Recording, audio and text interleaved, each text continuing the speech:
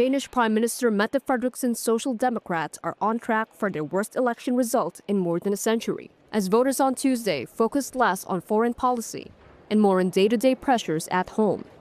First elected in 2019, Frederiksen had campaigned on a promise that her tough and tested leadership skills manage tensions with the U.S. over Greenland and Europe's response to the war on Ukraine.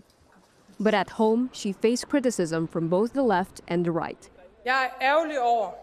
I am sorry. Of course I'm sorry that we did not get more votes. I had also hoped for a better result. Her party is set to lose a dozen seats, even though her left-wing bloc still holds a narrow lead overall. That means difficult coalition talks now lie ahead. I have been responsible for this wonderful country for almost 7 years. We have managed the pandemic. We have had to deal with war. We've been threatened by the American president. And in these almost 7 years, we have gone down 4%. I think that's okay. Frederiksen has tried to rebuild her left-wing credentials after governing with the center-right, with a proposed wealth tax, a 0.5% levy aimed at funding education reform. At the same time, she's overseen one of Europe's toughest migration policies. That includes making refugee status temporary, stricter integration requirements, and proposals to increase deportations. Moves that frustrated some on the left while failing to win over voters on the right.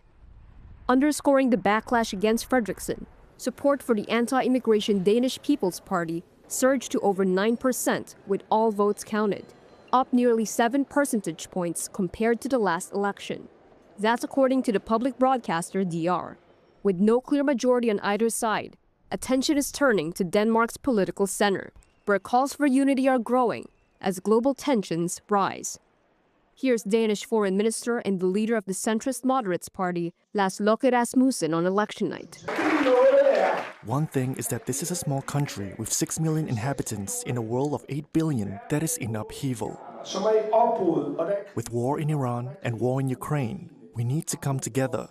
We are small, we must unite. We must not be divided. We must not be red. We must not be blue. We must work together. The results are also being closely watched in Greenland, where leaders hope the political uncertainty in Copenhagen could give them more leverage to wrangle concessions from its former colonial power.